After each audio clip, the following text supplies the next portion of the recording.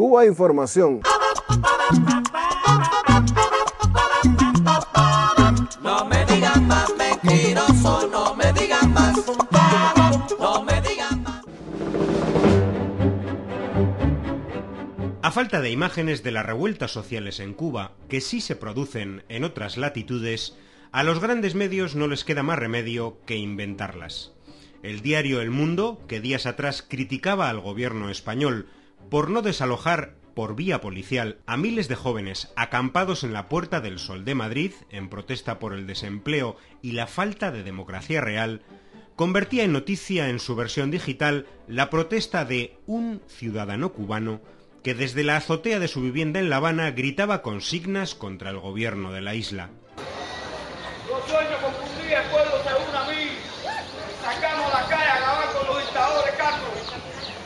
El Mundo llegaba a titular Cuban Revolution a este incidente, haciendo una analogía con la llamada Spanish Revolution, que ha movilizado a decenas de miles de personas en 60 ciudades del Estado español.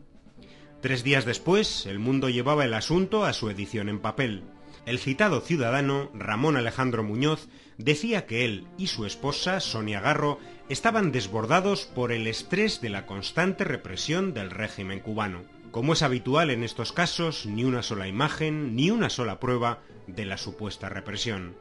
La noticia del Mundo, firmada por su corresponsal en La Habana, el periodista independiente cubano Iván García, llegaba a afirmar que la citada Sonia Garro recibía en la isla un trato despectivo y vejatorio por su condición de negra.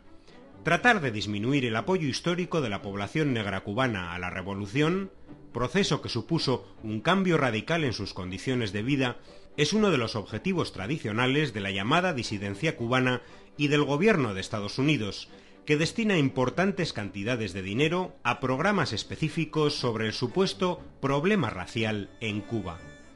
Repasemos las pruebas de la supuesta discriminación racial a la citada ciudadana.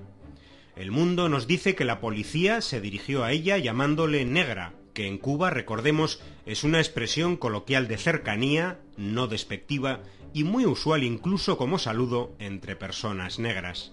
El diario también señala que los agentes reprochan a personas como ella el hecho de ser negras y contrarrevolucionarias, algo que lejos de apuntar a una supuesta discriminación racial, más bien apunta a lo contrario, es decir, al asentado vínculo entre población negra y autoridades revolucionarias. En este sentido, el periodista debería explicar cómo es posible que la policía de La Habana sea racista cuando está integrada en su inmensa mayoría por negros y mulatos.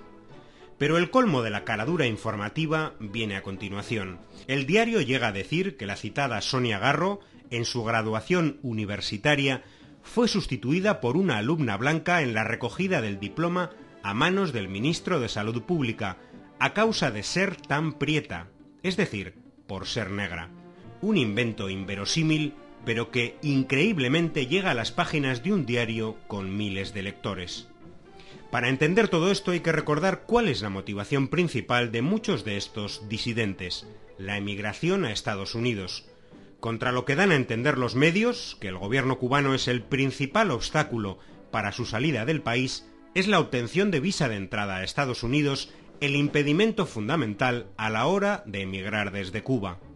Una de las vías para obtener esta visa es la creación de un expediente personal de rebeldía política contra el gobierno de La Habana, basado en pequeños incidentes de este tipo que consigan algún reflejo en medios internacionales de prensa.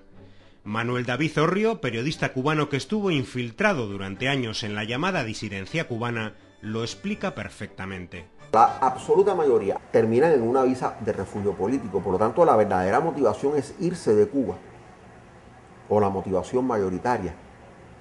Eso predetermina muchas cosas, porque si yo pretendo alcanzar una visa de refugio político, en primer lugar me tengo que hacer un expediente de perseguido político. Un ejemplo de todo esto: 13 familiares de Orlando Zapata, el cubano preso fallecido tras una huelga de hambre en el año 2010, han recibido ya la visa de Estados Unidos para emigrar a territorio norteamericano. y es que todo vale para mejorar el expediente político ante el gobierno de Estados Unidos y así conseguir la visa a la que jamás habrían accedido por otras vías. Todo vale, incluido permitir que halcones de Miami y buitres de la disidencia en la isla empujen hasta la muerte a un miembro de su propia familia. Goodbye.